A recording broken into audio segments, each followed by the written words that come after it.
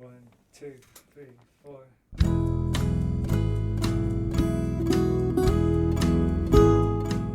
Hello, you're listening to the Skylight Books podcast series.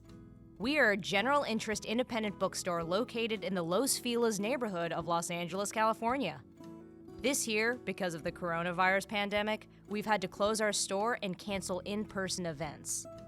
But Skylight is your neighborhood bookstore, and we are finding ways to create community even while we're far apart.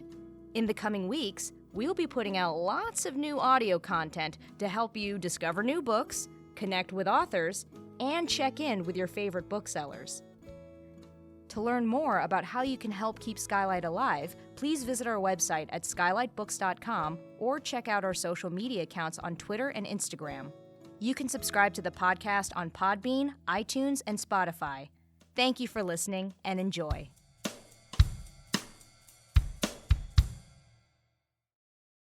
Sam Cohen was born and raised in suburban Detroit. Her fiction is published in Fence, Bomb, Diagram, and Gulf Coast, among others. She is the recipient of a McDowell Fellowship and a PhD fellow at the University of Southern California. Sam Cohen lives in Los Angeles. And she is joined tonight in conversation with Nikki Darling, who is a writer, artist, and performer based in Los Angeles. She received her MFA from Cal Arts and is a PhD candidate in USC's Literature and Creative Writing program. Her debut novel, Fade Into You, was published on Feminist Press in 2018, which you can also get through the Skylight website. Now, Sam will read from her new book, Sarahland. Here we go. Welcome, welcome, Sam. Boop, boop, boop. All right. Hi, everyone. Thank you so much for being here with me. This is not how I imagined launching my first book, but it is really amazing to see all of your names popping up in the little chat bar. And it's really amazing to see the names of people who I know couldn't be here if we were in LA. And I'm just going to read from the first pages of the book, from the title story, Sarahland.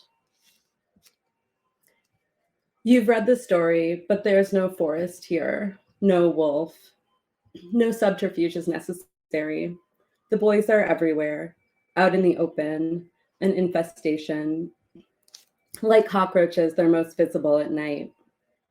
We stiletto them in the bellies and elbow them aside to clear a path down the hallway.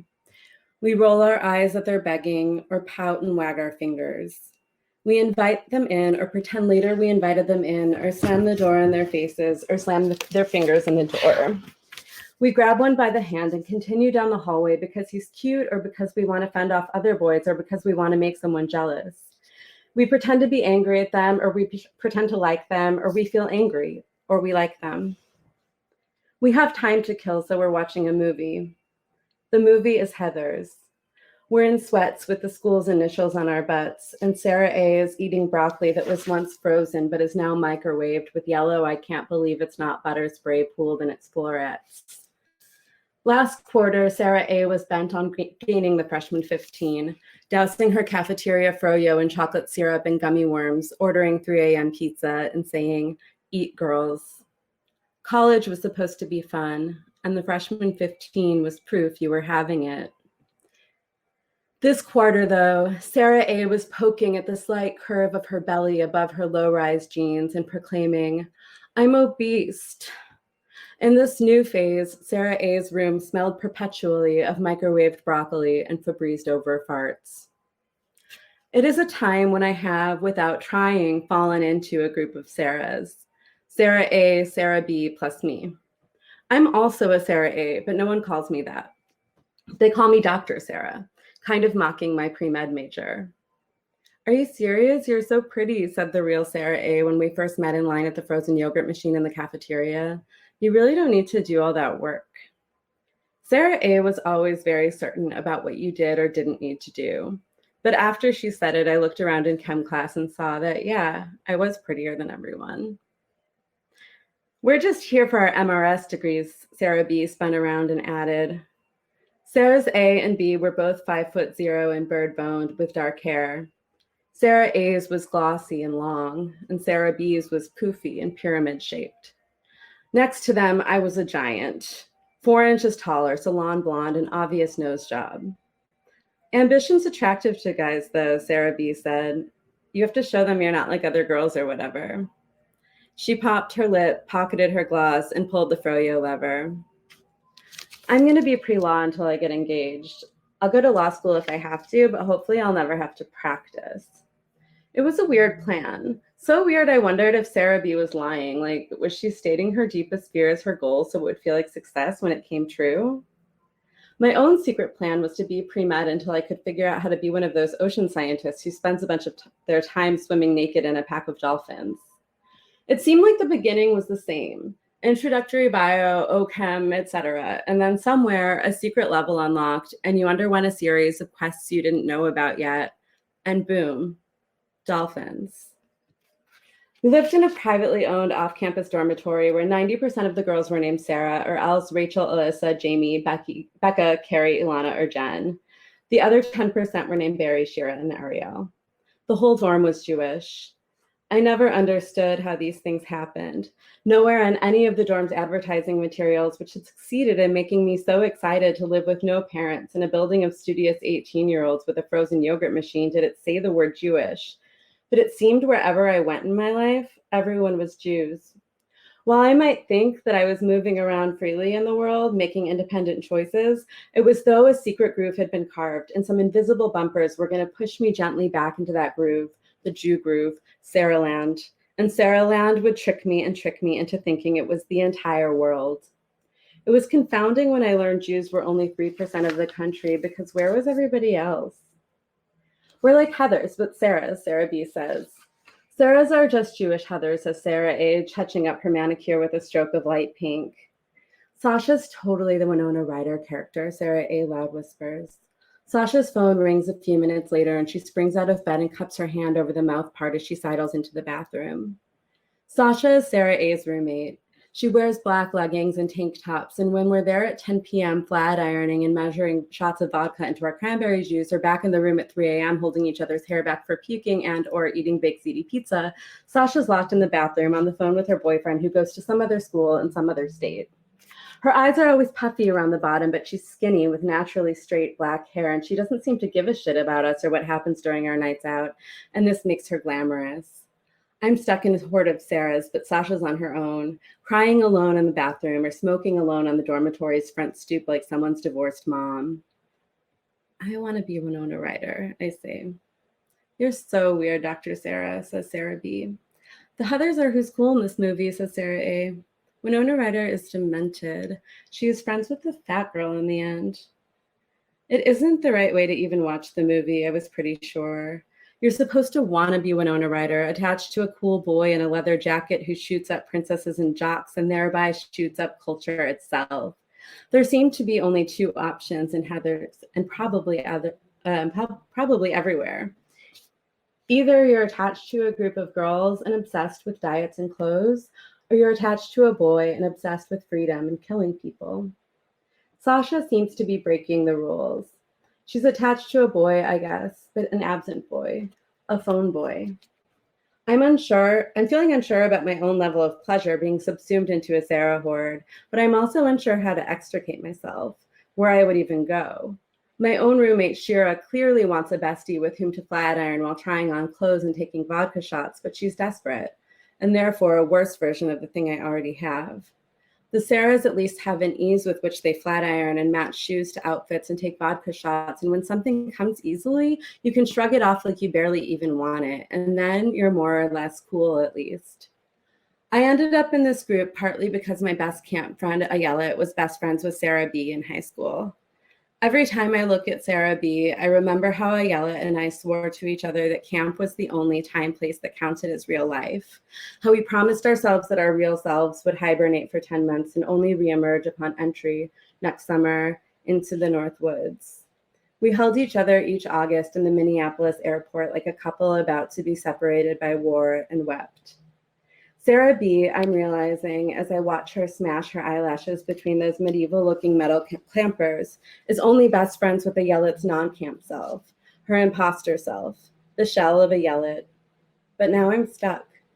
Sarah B. invited me along on an early Bed Bath & Beyond trip based on our mutual Yellet friendship, and later invited me to sit with the Sarahs. And soon Sarah A. made a laminated chart of all our schedules so that we could only walk to and from class in a group. And suddenly, without getting to decide, I was a Sarah.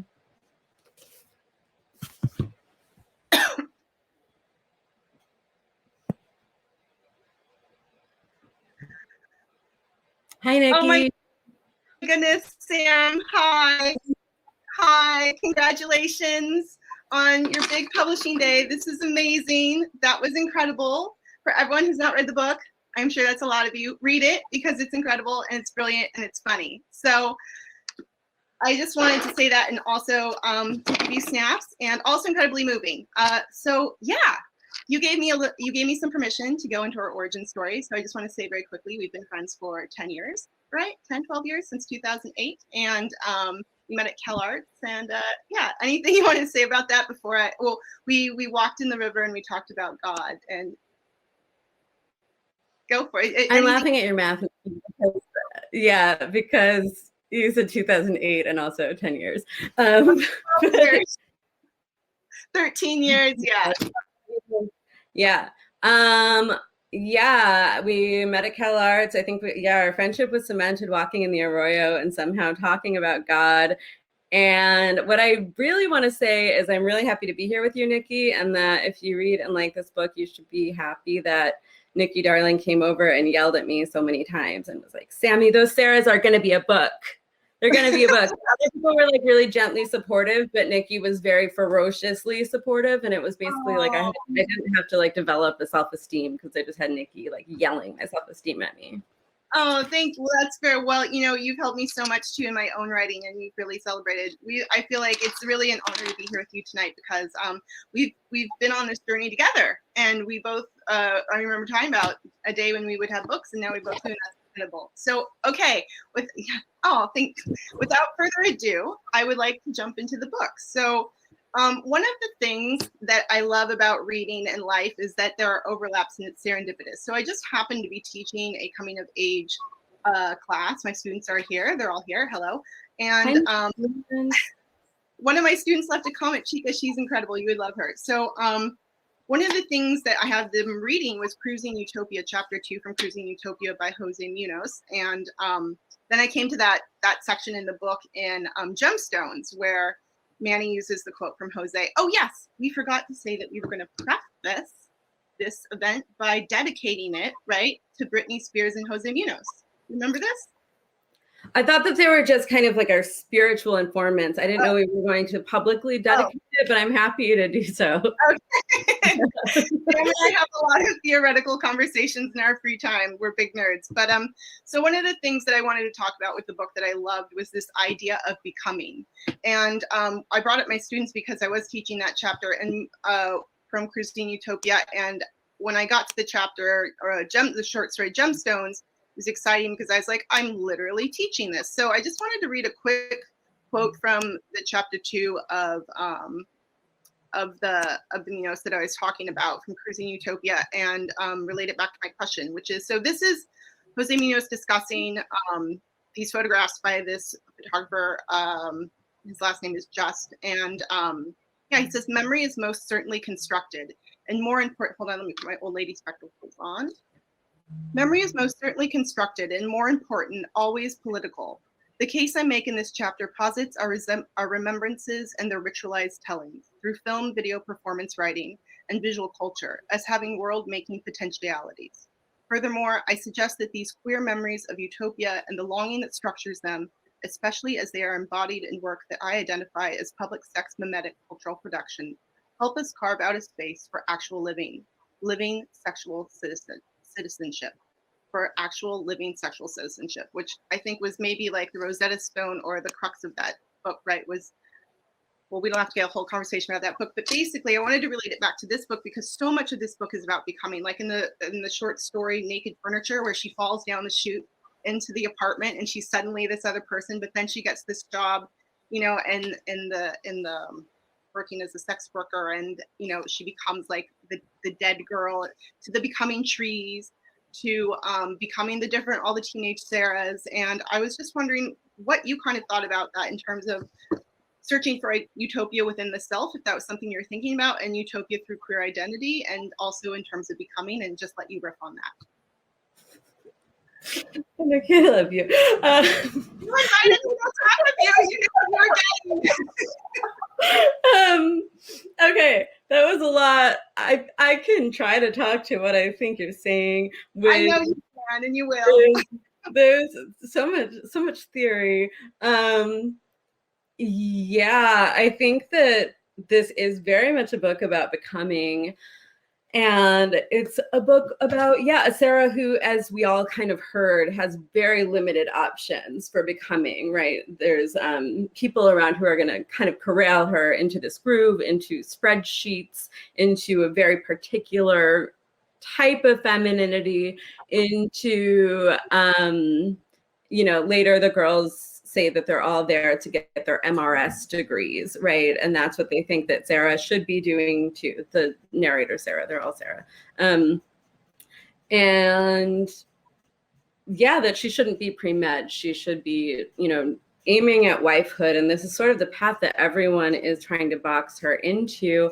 And so once she sort of departs from that, there is a lot of almost obliteration of the previous Sarah from the previous story before she begins anew in a new context, in a new story. And in each new story, there are sort of some threads and some part of the consciousness of the previous Sarah, but that Sarah has almost had to be completely wiped out for the next iteration of Sarah to exist. And actually, if we're going to get like academic and talk about theory, I am thinking about Catherine Bond Stockton, the queer child book. I don't remember what it's called, but Growing Sideways. But she has a line in there that's like, in order for the queer person to come out, the straight adult has to die in order for the queer child to be reborn. And so I think this is sort of a book about a lot of different sort of deaths and rebirths of different iterations of self. Does that feel like what your question is? That's exactly what I was asking, and it segues nicely into my next question, which is rituals and socialization. So much, and also I just want to say one of my favorite books one of my favorite stories from the book that reminded me of becoming was, of course, Exorcism or Eating My Twin, right? Like I'm not attached to my identity. I love when she's like, I'm not overly attached to my identity. I could be butch, and then she like gets out her little chapstick and she's like, no, I can never be butch. By the way, this chapstick was given to me by Anne Friedman, who's an amazing friend, and it's dead stock Dr. Pepper. So I just wanted to shout out. I was going to ask, did Anne Friedman time travel to get that lip smacker? Yeah,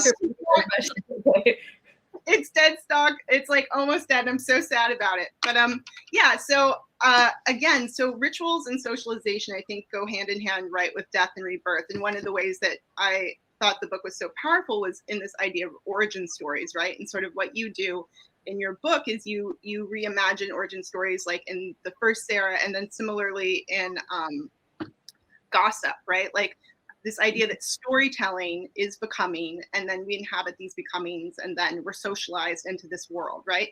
So I was wondering, and of course, with the fantasy palace, dream palace, right, where she knows exactly where she wants to go. And I was wondering if you could talk a little bit to the idea of rituals in the book, from like them getting dressed together to the idea of twinning to Nikki, I'm going to stop you and have you pick a topic. So we're going to go origin stories, rituals, or twinning.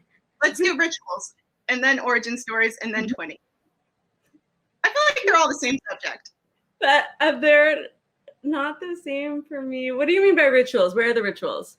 Okay, well, the rituals, like when they're getting dressed with the tube tops and how they do their hair, like in the first beginning story, to like when the girls are in naked furniture, like how they all look, and like in the windows, and sort of like how they sort of perform like for the passersby, or the idea of like the Sarahs, like putting on the different identities, like these sort of ritualized like movements into sort of like inhabiting identity. Yeah, I can speak to that. So I mean, I think that with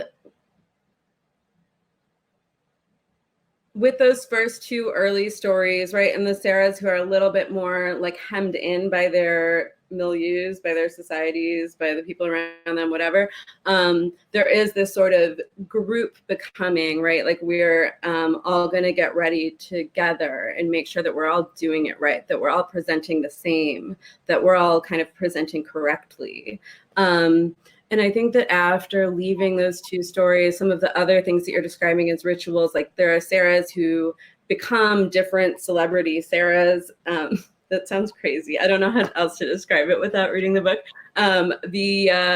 This mall photo booth kind of machine. And I think later the characters start to play with sort of different presentations and different iterations of self that are based on like something in the culture, that are based on a film, that are based on something that they've seen probably.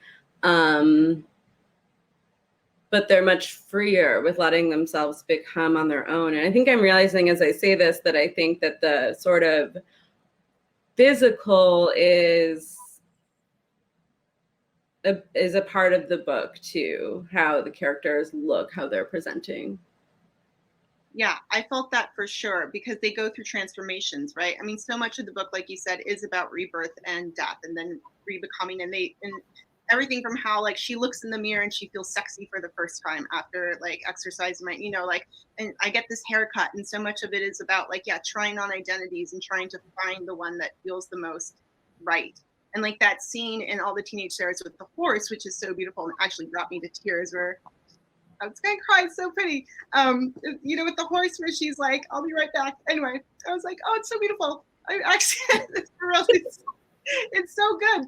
I'm just moved by it. Where she's like, to me, that was like a moment where like she was like found a home, like in herself. And I did not spoil the book. Don't worry. The final story, which I will not talk about, is so epic. But yeah, like the finding of the home or the self. And that felt like, wow, okay, sorry. I'm like so moved by your book. It's really beautiful. That story really got me. But yes, this idea that, okay, let's just do socialization. Sorry, I totally got thrown off there. Yeah, so socialization in the book is also a big factor. I think we talked about that. You actually kind of brought that up a little bit with the triangle. Let's talk about the origin stories that you brought up. Yeah. I'm a little fatigued. I'm sorry. I didn't mean to get. I'll take over my Q&A. Lauren. Origin stories, yes, because I do think that the Rosetta. Yeah. Okay. Yeah. Say what you're gonna say.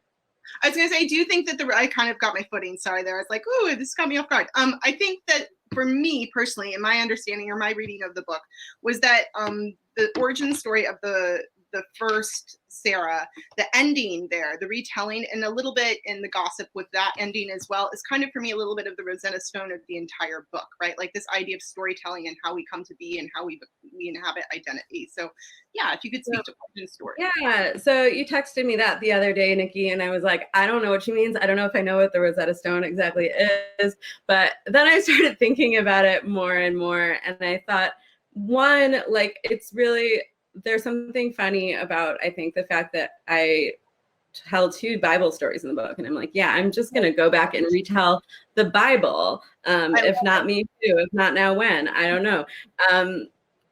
And I think telling the Bible in the voice of sort of the girl, I don't know if you know what I'm talking about. Like, yeah, with heroes, with likes, with a sort of girlish voice, felt really intentional, because I think that that's a voice that we have been, and this is something you and I have discussed, Nikki, too, but like that's a voice that we've been taught isn't an acceptable voice to tell stories with, isn't a voice of authority. And so it felt really important to me to sort of tell these very important stories using that voice. And I think what you're talking about at the end is really that it's a story of how God vanquishes Mother Nature. And I guess what I was thinking about is it's sort of a story that comes before the Bible, because all we have, like the origin stories we have are like the Bible and Darwin, and both of them really naturalize capitalist hierarchy, patriarchy, slavery, and really diminish like our connection to the planet, each other, women, people of color. I don't know. Yeah. Basically, it's like because of the origin stories that we have, our planet is dying as a result, right? And so it's like, how can we have new origin stories? And maybe they're, so it's like God represents the ultimate patriarch. God represents this logic and I mean, I'm thinking about like the Christian right too, that, I mean, not saying like the actual God or spirit, but Right. like what God has become is sort of this warmonger, this enslaver, this like kill the planet, right? And so, yeah, I like that there could be this other force, which they called Mother Nature, that's all like all the streams and the muds and the mountains, who only exist like in a very Death Croaky way still. Right. I mean, yes. And one of the other things that maybe you're addressing, but maybe I just want to bring up is like one of the things I love about those two particular stories is also the idea of filling in the blanks or retelling the story so many times that it changes according to whoever's telling it, which I really love, because then we can put into context like how like the agendas of different monoliths, different patriarchies at different points in time in history have altered our kind of our planet, our place on the earth, and how we can trace that all back to storytelling. And like you said, if we put it back into kind of like the voice of a young woman or a girl or Mother Nature or whatever you want to call it, like there is a hope in your book. I feel like a hope, like especially in Becoming Trees, where she's like, we have to get out of here, and she's like, just we have to do the work, kind of. I thought there was this really beautiful thread of hope in the book too, that like salvation will be through like not like demolishing God, but kind of like reinvigorating the idea that things aren't set in stone, right? That like we can change, we can become, there is like, and to use Muñoz's term, there is queer possibility, and yeah. Yeah. What is that Muñoz, that line from the first page of Muñoz? It's like, we want a new world. We demand a new world. Like, yeah. I don't have it in front of me, but yes. And I felt like this book was very much like demanding that world, and demanding it through the voice of the protagonist we wouldn't normally associate with having like the gospel, right? Like young women, like the exact people in society that we have kind of been taught to infantilize or ignore or diminish their voices. Would you agree or no? Or can you expand on that? No. Yeah, of course, I agree. Also, if you know the Jose Muñoz quote, you can type it in the chat. Yeah, tell us, educate us. Yeah, I think it's very much about there's a strong belief, I think, that the right stories can still be found, or even if the planet is going to die and turn into like the purple epoch thing at the end of the book, that like it's a worthy attempt to try to get there, but that and yeah, I had someone say that they hear Mother Nature's voice through eating mushrooms from the ground. And I think someone told me they experienced that as a drug trip, and that's fine. It could be that. But I think just mushrooms are really powerful communicators. There's, I think that there are ways to listen to the stories of the earth too. And I think that's in this book too. Absolutely. But yeah. Really, yeah. I think all of the stories from all of the different kinds of voices that have been suppressed by the patriarchal winner of that contest. So depressing. But not the book, the oppressive voice of the patriarchy. You brought up a really great point that I loved about the book too, was the role of nature, and the role, like the way that the characters like ingest like vegetables and kombucha squash, and like really like the trees and the soil, and how they have sex when they're becoming trees, and this this idea in the first Sarah of like orgasming in the desert and like eating figs and this whole thing, which enrolling in flowers. I just loved that so much. And then it felt like so the pivot from that to still finding beauty in the purple epic was almost shocking to me, where I was like, this is a book that was so invested in like the earth and the sensual, to go into this place where like, even in something that doesn't resemble what now in the mind of the author or you, the protagonist, is like this earthy, yummy thing, we can still have this like beautiful moment of like utopia, you know?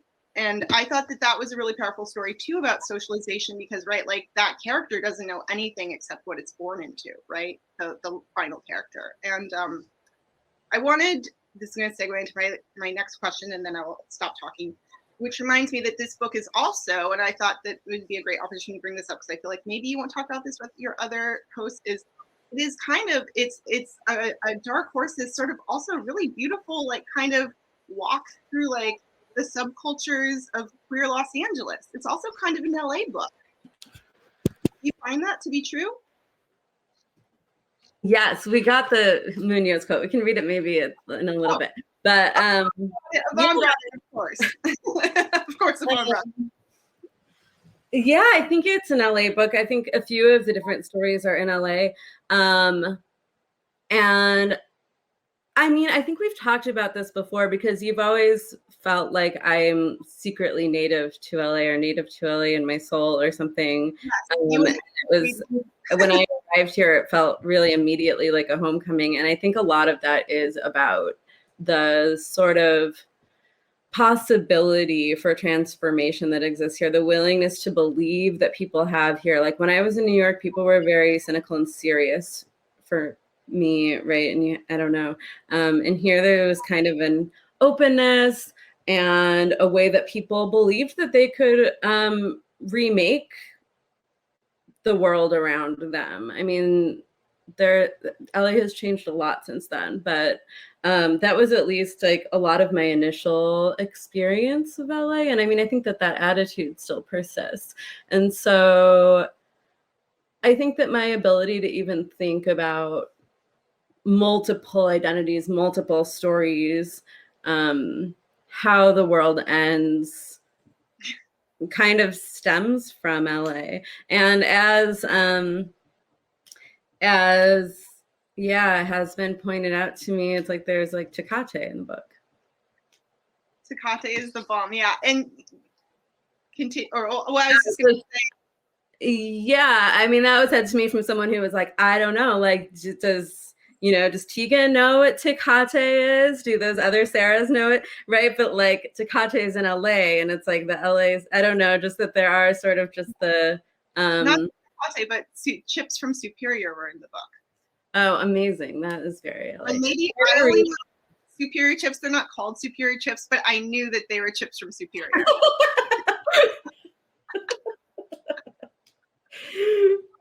But you brought up kind of what I didn't want to say for you. I've been trying to let you say the things that I'm thinking in my head. But yes, I feel like this book could not, these characters, so many of these characters could not have possessed this sort of like, this willingness to sort of take on these new identities or look for these new alternative endings or these alternative stories if they hadn't had this sort of LA framework in which to work from, right? Everything from like a river that's been cemented and how you describe in Gemstones, how they go around the river.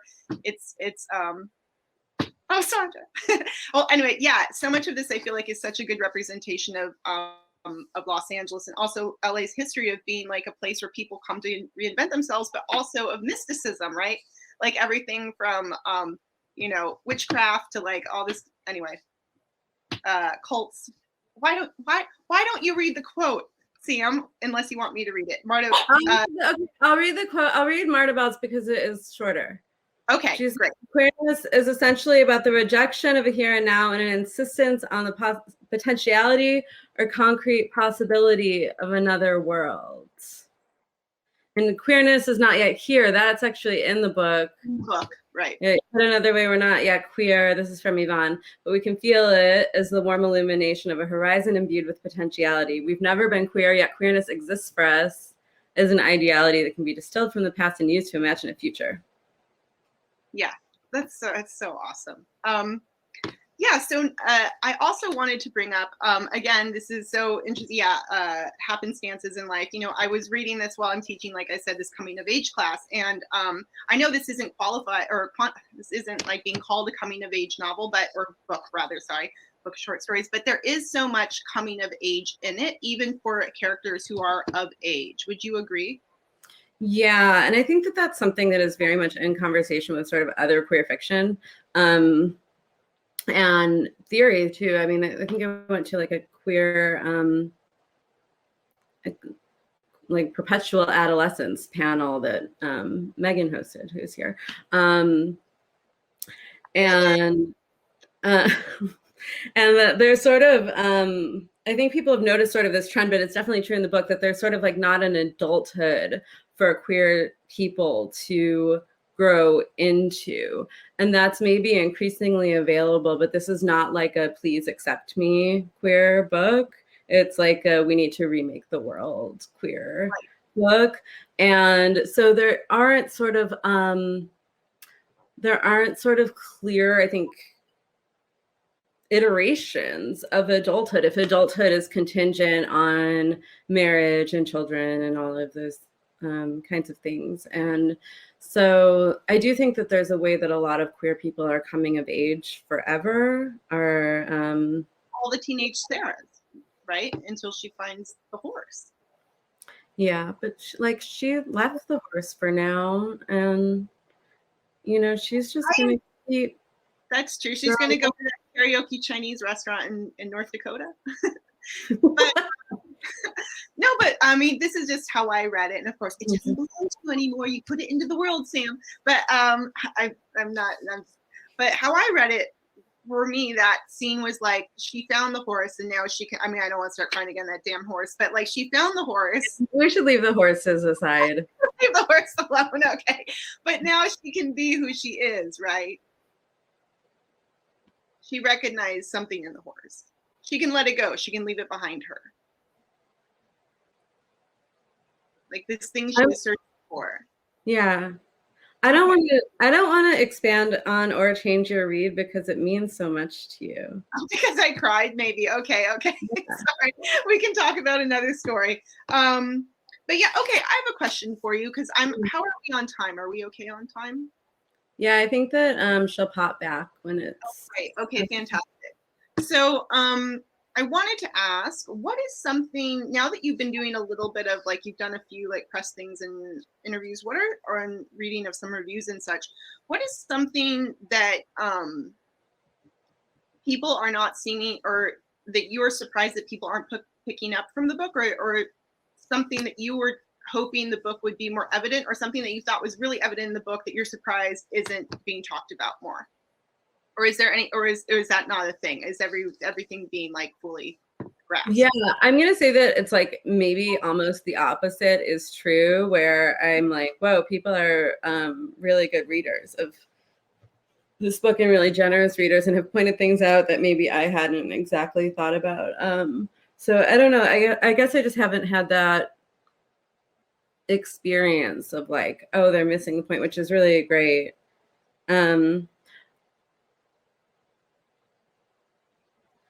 Do you want to go back? Because you talked about twinning. I'm going to name. I thought you were thinking. No, I have more questions. Okay. But do you want to? Oh, I thought you were thinking, like, because sometimes you do a thing where you think and then you speak. I know, that's true. So I wasn't sure if you were. I didn't want to talk over you. I would love to talk about twinning. Or if you like, I am also interested in. You look very, very beautiful tonight, Sam. You look really pretty with your hair like that, like all sides. I was also interested in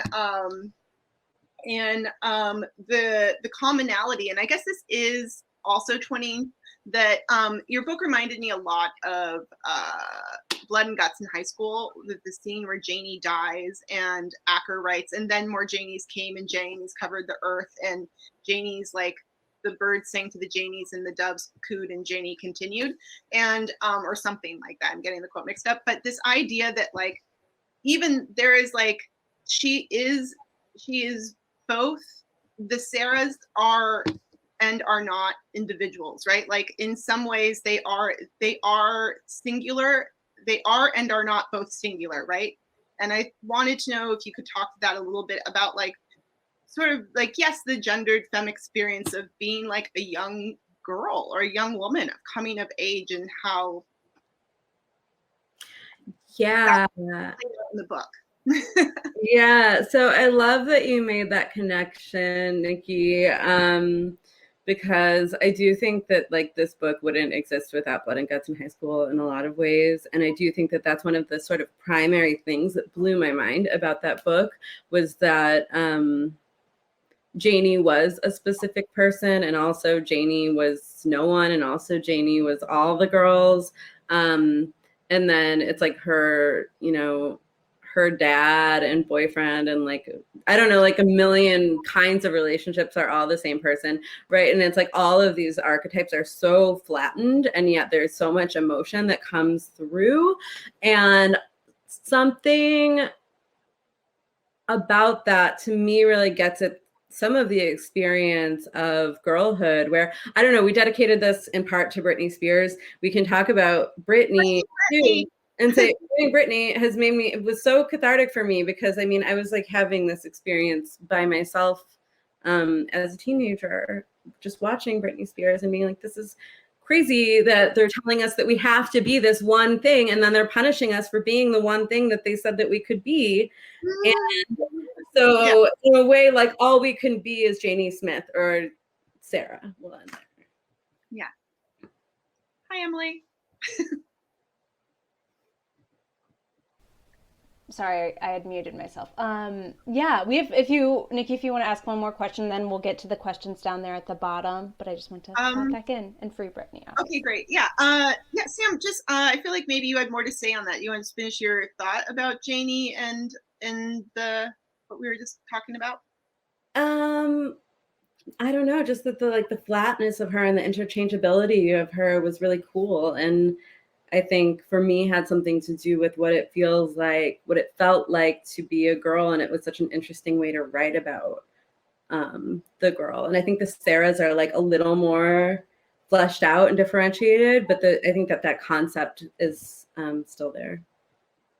Okay, great. I think that's great. It's so, Sam, it's so good. Congratulations. It's brilliant. It's beautiful. I love it.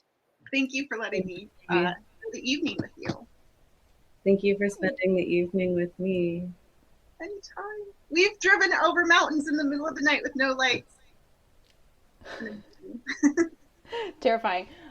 Thank you guys so much. That was such a wonderful conversation. It was so great to see I always love seeing long-time friends talking about writing. It's so personal. And yeah, so we have some questions here from the audience. So I'm going to start here with the first one from Shelby. And it says, how did the Sarah concept come to you, and how did you decide to tie it all together in a book? That's a great question. So there's a bunch of different answers to this question. I think an idea has to hit me like 10 different ways before I decide to do it. And so one answer is that I wrote two of the stories first, and the characters were named Tegan and Sarah, and it was this story about twinning and obsession. And then the other one was all the teenage Sarahs, where Sarah keeps transforming into different Sarahs from pop culture. And because I had, and so I had those two, and I thought like, there's something here that really connects them. I could see a lot of threads between the two of them, and they felt different from anything I had done. And then I kind of worried that I couldn't get rid of the name Sarah in either of them, and it seemed like a problem to have a story collection with characters with the same name. But then I thought like maybe the name Sarah could be a constraint to actually generate a collection. And then, I mean, the other thing is that I remembered that a long time ago, when I very first started writing, Sarah was just always my avatar name. Like when I was sort of like writing failed autobiography, it was always sort of about a Sarah. And I think that people actually heard my name as Sarah in real life because I was a lot more shy and withdrawn, and I think like anonymous feeling. And I would say my name quietly and be like, I'm Sarah. And they'd be like, hi, Sarah. That's my answer. And how did they all come together? that was very collaborative with my amazing editor, Maddie Caldwell, who was also here. And I think she really helped me see sort of like all of the interconnected threads of how these pieces actually formed a whole. I love that. Next up, we have a question from David Gilbert, and he asks, Sam, can you talk about using humor in your writing? The book is so funny, and sometimes funny things about simultaneously horrific things. Thank you, David Gilbert. Hi. Yeah, I mean, I love that observation, and it does feel important to me. I mean, something that I really want to create is to kind of trick the reader into thinking that this is all really light and really funny until they're kind of like punched in the gut. That is something that I sort of consciously want as a feeling.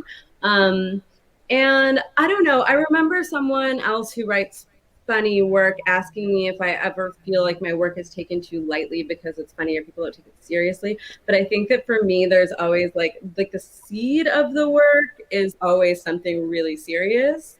And then I don't know, I think it's just something about who I am and the voices that I like to use. That maybe, yeah, I mean, maybe it's just about facing like the seriousness with seriousness head on. Would feel like too much. And so the humor comes as a way, I think, to be able to tell the story. But thank you. I'm glad you think it's funny.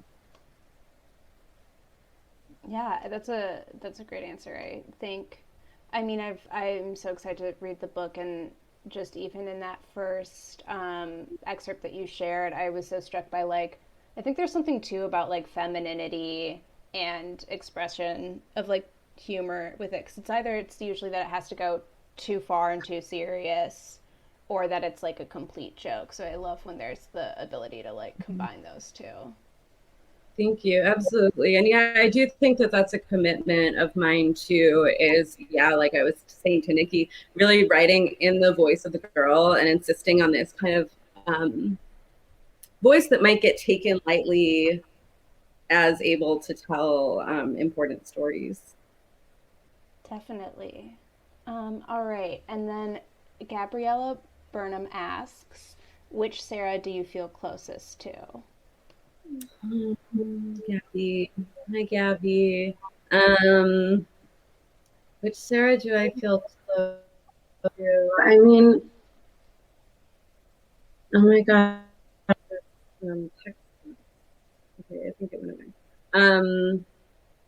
I mean, I think all of them on different days and different times and different ways. I mean, they all came for from me for a very like deep, personal, important reason. Sorry that that's not a great answer. Perfect I love you, answer. Dad. Great answer. Jamie wants to know, what could or should young queer women, teens and 20s, take away from your book? I don't know, Jamie. Jamie is their name? Mm-hmm. What should queer women take away from my book? I mean, I don't know. I hate giving people takeaways because I want everyone to have their own experience. Like I think that Nikki's experience with the end of the book was so beautiful, and it's like not how I would describe it or what I would think, but it's like I want her to have that because it's hers. I mean, I do think that, you know, I'm not a good like advice giver for young queer women. But I guess I would say like, yeah, your stories are important. I also think that there's like something that I do want people to kind of like take away from the book that only got asked once to answer also part of your question, Nikki, is that like I think that there is like a real thread in the book of the power of queer sex to remake the world. So tell your stories and have queer sex. I have a quick question just to piggy off that. What would like 20-year-old you take away from this then? If you are like, I kind of feel like you're always like kind of speaking to that person. So I'm just curious. a nice question. I mean, I think that it would be like, follow your path. It's okay to leave like the only stories or the only ways of being that you know. And it's, I mean, trust your gut, like listen to your core, go in the direction that you want to go confidently. It's okay to not know everything yet. It's okay to not have a plan. It's okay to not know where you're going to land, and actually just follow desire, right? I think that a lot of the book is about that too, about like all of the ways that women and girls' desire is suppressed, and it's like following desire might be the best way to make decisions. Yes, amazing. Absolutely. All right, we have another question here. It says, Sam, what is the experience of embodying real people in fiction like? Do you have to create a new character on top of the celebrity or real person to move around on the page? Who asked that question? Didn't say. Way. Hi Way. Okay. Yeah, that's a good question.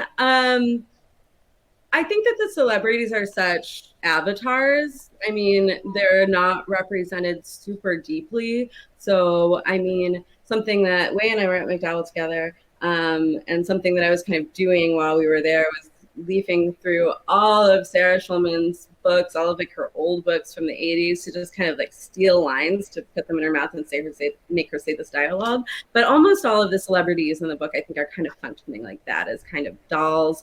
A lot of them, actually, I think almost all of their dialogue comes from either clips I found of video, like talks or interviews, or fictional shows, or it comes from their books. Great. That's amazing. I love that. I love doing like a YouTube hole research for writing. It's a good way to go about it, I think. All right. I think we have time for a couple more questions. And if you still have questions, feel free to get them in, you guys. Let's see. Avedon Arcade asks, was there a story you ever felt could have grown into its own larger standalone novel? Yeah, I honestly think that probably most of them could. I think that a lot of them, I mean, some of them I think are very contained, but I think some of them kind of stop and they could be mined further. And yeah, I'm probably not going to do that. But I think that there are probably like a few that I could have really stuck with. And then it's like, I mean, All the Teenage Sarahs is sort of like a recap of the whole book in a way, like almost like a retelling with a twist at the end. And I mean, I think that like that is told so fast, like boom, boom, boom, boom, boom, that I mean, it definitely, it's like this book could have been a novel, I think. And also to put it in the context of your coming of age class. Hi, Nikki's coming of age class. I mean, I think that it is a coming of age book. I think it's a book where like, instead of being a novel where there's like a clear arc to personhood and this person is like integrated into society at the end, it's like this constant death and rebirth, constant transformation, constant failing to come of age, really. And so, yeah, I mean, I think the book could have been told a really different way. It'd be a different book. Yeah. Similarly, so our last question of the evening, I guess, then is from Jean Ho, and she asks, how did you choose the order for the stories, or how did you and your editor work together to find the order for the stories? Yeah, so I definitely think that Maddie really had like this, I don't know, I was looking at like a table with a bunch of like jigsaw puzzle pieces on it. And Maddie was like, like these are already jigsaw pieces. They fit together. It's like it's an arc. It's a thing. And I just wasn't seeing that for a while. So definitely like Maddie's vision helped all of those pieces come into place. And then, I mean, this never came up in our conversation, but I realized like a lot of it is sort of chronological by age. That it actually is someone kind of like, it could be seen as someone kind of getting older with like some interruptions and some disruptions to that flow. But Yeah, the first three stories are Sarah's, who are kind of locked in their milieus, kind of trying to get out, kind of creating toxic. I mean, the first Sarah, as you guys heard, is kind of very trapped. And then the second two Sarahs are kind of creating sort of toxic dynamics as they're trying to kind of free themselves of the stories that they have learned.